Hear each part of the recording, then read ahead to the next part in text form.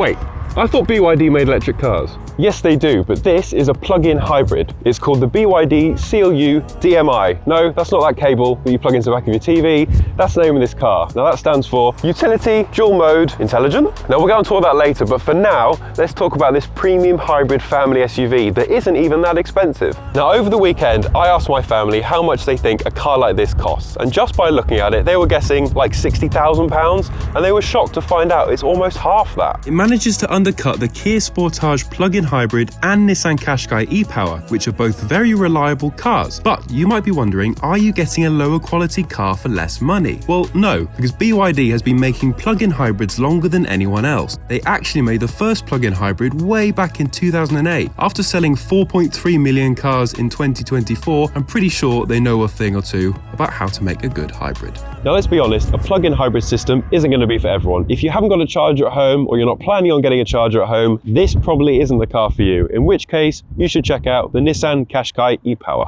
Now the main benefit of a plug-in hybrid is how cheap it is to run. If you tend to do lots of short journeys or urban trips through towns and cities, you can just use the electric range only. Now the second benefit of a plug-in hybrid is a bit of a biggie, especially if you live out in the sticks or you happen to be filming near sheep like I am today. If you've got a plug-in hybrid and the battery happens to die, you've still got that petrol engine that can help you get home. Now this car has two flaps, which is quite common for a plug-in hybrid, so pay attention to this bit if you plan on buying a BYD SEAL U. So this is the side of the car you fill it up with petrol, so remember that when you drive into the petrol station. And then if you come around to this side, it's got the electric flap at the back where you can just plug it in at home or plug it in at your local charging station. Now when it comes to comparing running costs, features, MPG and so on, it can be a bit of a minefield. But thankfully there's a free built-in comparison tool right in the Cinch app. Simply download it, add two cars and compare all the facts and stats. If you're a tech nerd like me, it can be quite a bit of fun and it might even help you find your next car. Now the top spec car we're driving today gets a 0 to 62 time of 5.9 seconds. That's thanks to its all-wheel drive system, which none of the other cars get. Now there's 3 trims in total, this obviously being the top one with a 43-mile range. But if you go for the mid-spec one, you can unlock a 78-mile range, which I would personally go for. That's the car I'd pick because you get almost double the range. Now this wouldn't be a BYD if it didn't have a large rotating central screen. This measures 15.6 inches and can be rotated at the touch of a button. Cool, right? And the system itself runs really smoothly. It's just like using a smartphone, so when you swipe around, it works really nicely. But if you've got Android Auto or Apple CarPlay, you're going to want to keep it in landscape mode because it doesn't allow portrait. So if you use that regularly, that's something to keep an eye out for. Now below that, you have 2 wireless phone chargers. They're not ventilated, so your phone probably will get quite hot, but there's 2 USB-C chargers down there, so you can simply plug your phone in and it's just more efficient charging. Now here, you've got a big central unit inside, plenty of space for my cinch flask that I can also put in the cup holders there very easily. And then it's also got extra storage down there. I don't really know what that would be for, but bottles, scarves, sweets, that sort of thing. It's perfect. Now the steering wheel, I like how it feels in the hand. It feels really nice to use. I do have a small gripe in the interior, however, and it's a really minor thing. On a cold winter's morning, these bits of steering wheel can feel a little bit cold to the touch, if you're a wimp like me. But overall, it's not too bad. And the heated steering wheel itself is really hard to find. It's like 3 different steps in the infotainment screen instead of just being a button on the wheel. I'm not the biggest fan, but I am a fan of this massive panoramic sunroof that's got these touch capacitive buttons, really easy to use. And yeah, it lets lots of light into the cabin, especially on a wintry day like today. And even with that sunroof in the back, I've still got loads of space, especially headroom. So I'm 6'3", that's my driving position in front of me. When I sit in here, I've got loads of space for my legs, for my head, which is quite rare for me in the back of a car. So rear seat passengers are really taken care of. They also get 2 USB-C chargers down there, a little bit of storage, generous storage in these back seats, lovely central armrest here. You've got 2 cup holders. And what I really like is this side bit here. You can rest your arm, which is really nice. And the seats themselves, really comfortable. Now another really nice feature is the completely flat floor, which is quite rare in a petrol car, but because BYD make electric cars, they know what people want. So if you're a middle seat passenger, you can easily sit in the middle, your feet can tuck in nicely, and you've got plenty of headroom as well. Now boot space is pretty decent in the BYD SEAL U, with 425 litres, growing up to 1,440 litres when you fold down the rear seats. There's a low loading lip which helps when loading suitcases in, despite the fact this is SUV height.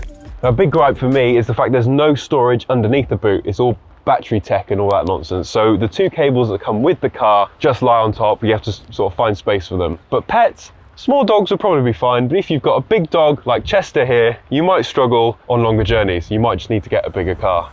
Now, one of the big benefits of driving a hybrid car is how quiet it is on the road.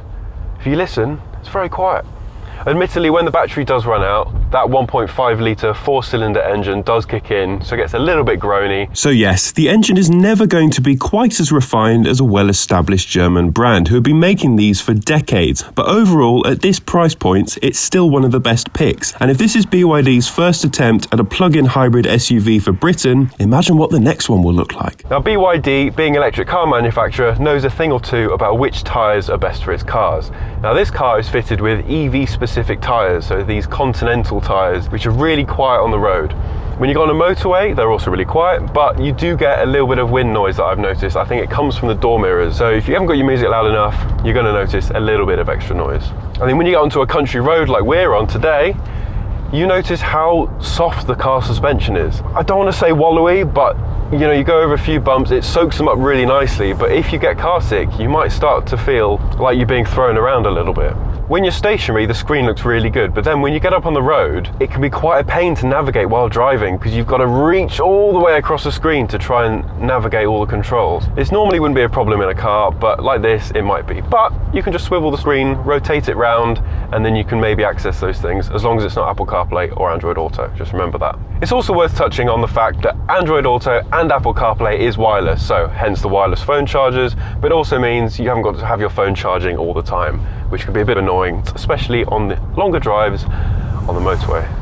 Now, at the weekend, I did a long stint up north, which means mostly motorway miles. Those 8 up the motorway, no problem. Now on visibility, the Seal U is high up being an SUV, and the rear window is quite small, as is the trend with many other SUVs at the moment, to give you that sleek, swooping shape. But thankfully, there's a brilliant 360-degree camera to help you with parking, so you don't curb those fancy 19-inch alloy wheels. Now, part of that noise I mentioned earlier is the CVT gearbox. So when you overtake on a motorway, it really makes quite a lot of noise, strains almost, but that's just the nature of a CVT. It's great for fuel economy, but not so good if you want a really quiet drive. I was able to get 44.6 mpg out of this top-spec all-wheel drive car, which is way more than what BYD estimates, and that was even after I'd used up its entire 43-mile EV-only range. So when compared to something like the Kia Sportage and Nissan Qashqai, the BYD SEAL U punches well above its weight in terms of tech and comfort. In fact, it's even close to something like the Audi Q5. And if you still want loads of EV-only range, but don't want to spend 33 grand, why not check out something like the MG HS, which is a little bit cheaper. And if you want to find out more, check out our full video here.